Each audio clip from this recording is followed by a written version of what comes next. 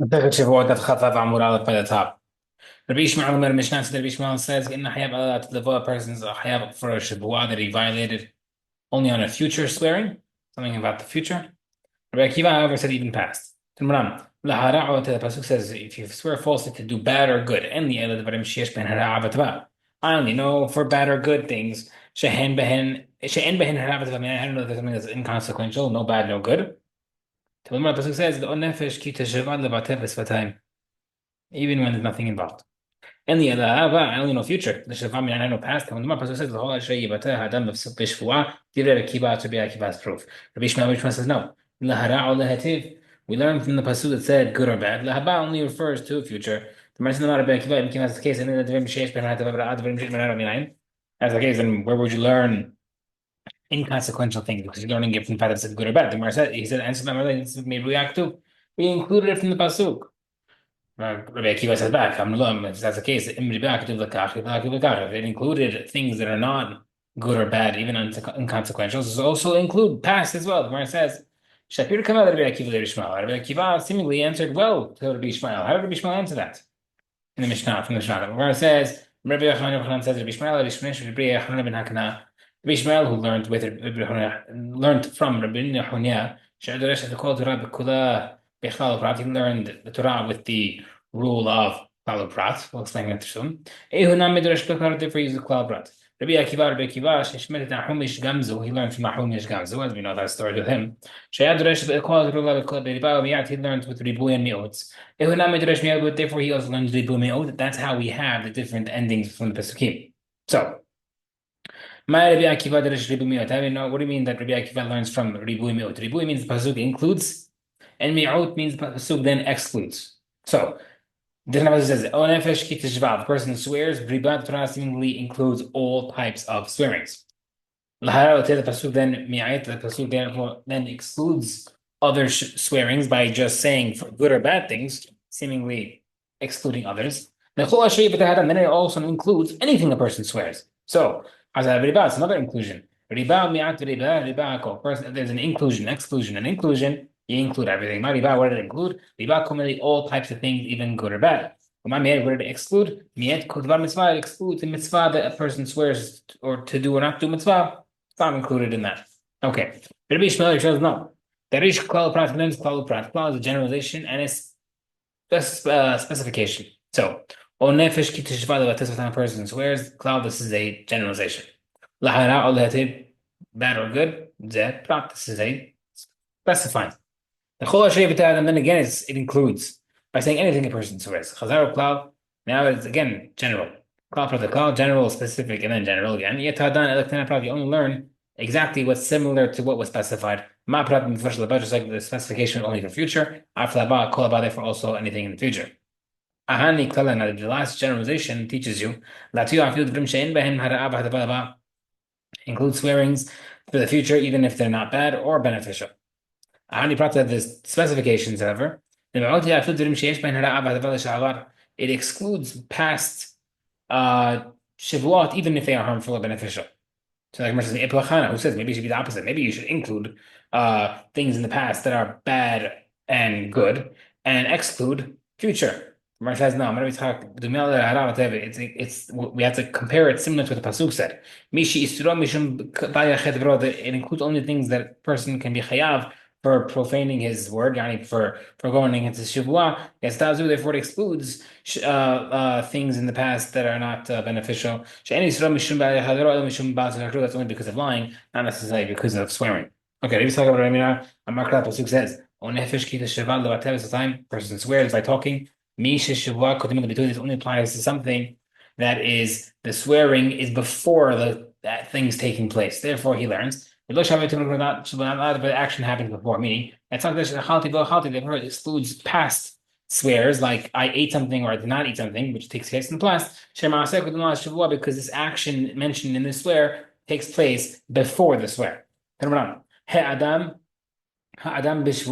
Person will swear through a swear. Pratlan was the excluded person who swore falsely by accident.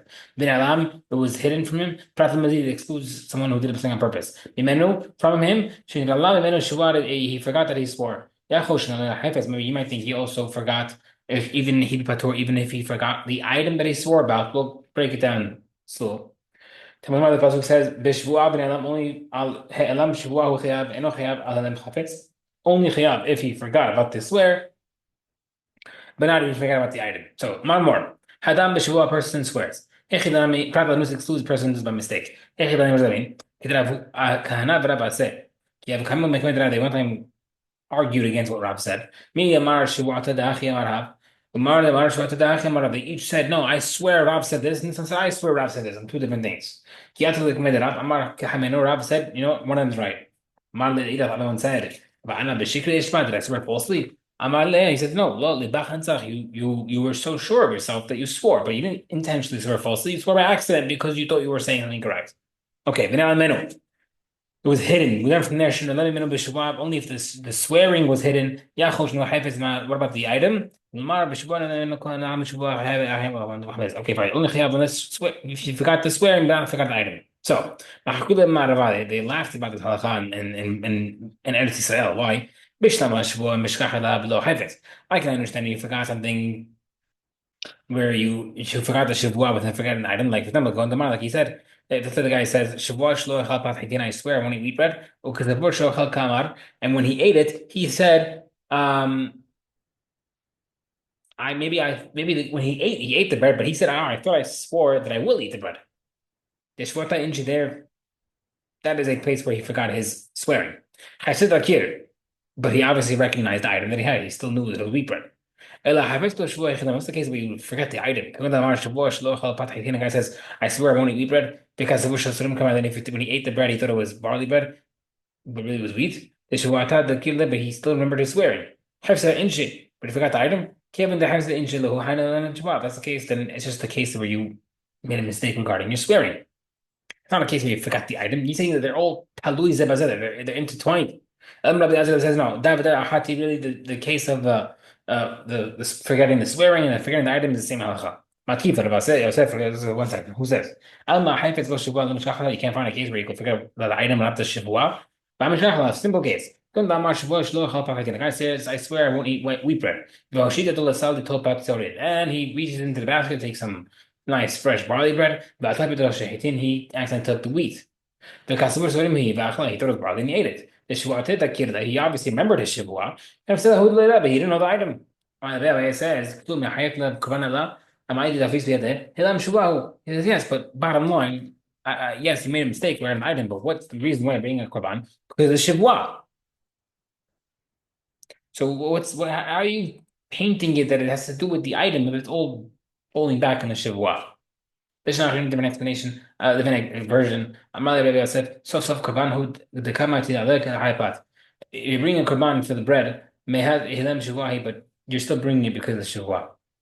Yosef Melech says no. Kevin dechiyada lechitin hu tepesh mineh hilem chayfas. He says no. Wait, looking at it, he says, well, he didn't forget about the shuvah, even if it's the item, because why? If someone would have told him, "Hey, that's wheat bread," would he have still eaten it? No.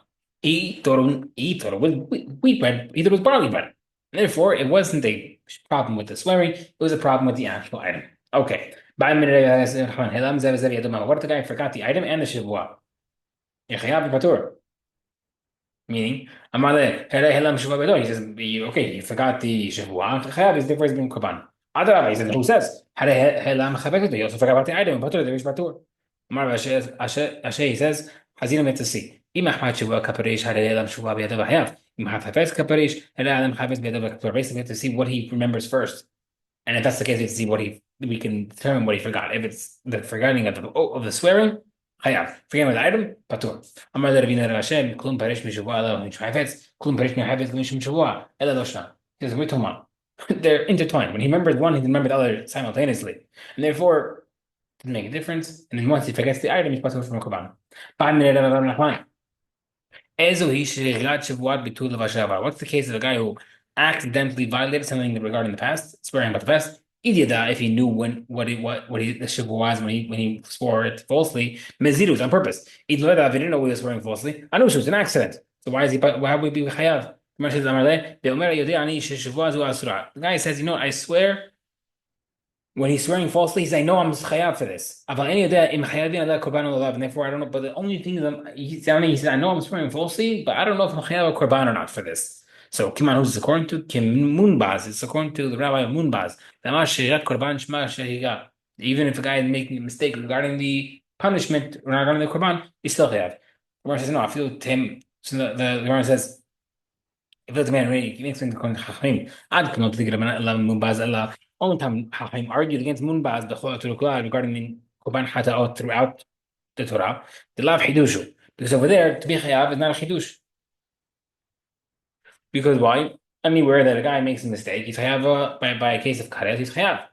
However, the Hidush over here regarding bringing a Korban by swearing is a Hidush. The V'chol Torah lo lashchan lav the Korban. We never felt elsewhere that a person brings a Korban just for a sin that has karet. Yeah, we learn from Abu Zara. But in the case of a swearing, the guy can bring a Korban even if he's not chayav karet. If the avera is not chayav karet, did on purpose. I feel that therefore he would agree over here that you bring a Korban if you did on purpose. Okay, even if you did not know that you bring a Korban. Someone swears not to eat bread. Then he became pikuach nefesh. Mahu, is he bring a korban or no? The Gemara said mistaken if it was pikuach nefesh. Literally, the more, of course, to save his life. The more, okay, fine, no? Ella, misayir. Let's say the guy became annoyed by the fact that he made the swear and he ate the bread. But later, so he didn't eat it yet. He was annoyed about the Shevuot, and then later he ate it when he forgot about the Shevuot. Ma, what's the halacha? It says, Tanina, Mishnah. Shab midato, if someone would not eat something because he remembered, maybe Kurban Shato, he brings a Kurban by mistake. Losh midato, if a person would have not stopped, this is the guy who's not religious, he made a swear, even if he knows he doesn't care, he's probably still going to do it, then maybe Kurban Shato, you don't bring Kurban on a mistake. And therefore, over here as well, you'd be chayav because the guy was already annoyed. Okay, Marshmallow. If someone wanted to swear, but he didn't say anything out loud, he just wanted to swear from his heart. So he has to actually say the words. Shemar says, "Livateh with your mouth." Better the question b'svatayim. We say that with his mouth, not with his mind. I know that a person's chayav even if he thought it in his head. And a lot of the chol sheyivat adam b'shvuah. So question again, Shmuel says there's no such thing as making a swear in your mind. One second. Amar b'svatayim lo live, but amar b'gamar b'lo you said 1 second. Does the lips work or not? Mouth working or not? You need the words or not? The Gemara says, as follows. Bisfatayim. Person make a kasher shivua, good swearing by verbalizing it. V'lo shegamar b'lo tzvizdav. Not valid even if you wanted to. He decided that he's going to say it out loud. V'lo hotzi, and then he ended up doing it. Gamar b'lo stamina. I don't know if the guy just says, you know what? I want to make a shivua in his mind. Tell him the purpose is that person has to express it. Shmuel's question. You just say that if the guy wants to express that he's chayav, even if he didn't say it, the Gemara says no. I'm not shut. That is in Hechel as follows. This for time a Shevuot when chayav if he said it. And it's not a good Shevuot if the guy wants in his mind to say, okay, I'm not going to eat wheat bread. But and then he accidentally said barley bread. However, if he thought in his head, I want to not eat wheat bread. But then he just said regular bread. I didn't know that it's still a good Shevuah regarding wheat bread. We learn from there that a person can limit it from his mind. Any a person can fulfill a neder only if he said it out loud. I don't know if the person's chayav for another even if he thought in his mind. Call nediv lev person, whatever motivated him. So we see that a person's chayav for another even if he didn't say it out loud. Question over here against the swearing, you don't have to say it. Over there is different. It's a person, the pasuk over there said a person can donate to the Mishkan through thinking. Versus the right now. Okay, learn from there. From that case, you could designate a donation. You could also swear through your mind. The Gemara says, No, it's different because we have two pieces of human teaches us regarding Terumah and Kochim. Just like only over there, concept over there that two places, once you have two sources, this halakha only applies with those two sources, not elsewhere. And therefore you can't learn it over here regarding oaths. The Gemara says, of course, according to opinion, that if you have two sources, they can't teach you elsewhere. According to the opinion holds that two pesukim can teach you elsewhere. How does he explain it? The Gemara says, simple. because over there it's talking about a case of Cholin and Kochim. And Cholin and Kochim, these two cases can't be learned elsewhere to teach you other halachot, special over there. Side note, remember Rabbi Eli Stefansky, Shlita, Hashem Yishmer V'Chayav, he taught that we see from Neder that a person wants to donate in his mind, he might be a chayav to donate, even if he doesn't actually do the net. He changes his mind later on. The guy comes over to you, makes a great pitch. Oh, okay, I'll give him 501. Then when time, 2 weeks, when a week later, when you go on the website, you want to do 101, big problem. Therefore, Rabbi Stefansky said that every person should spend 1 second in his life to think, I will never donate by my thought process. I have to verbalize it or write it down. And it'll save you from any potential locking in some donations just through your mind.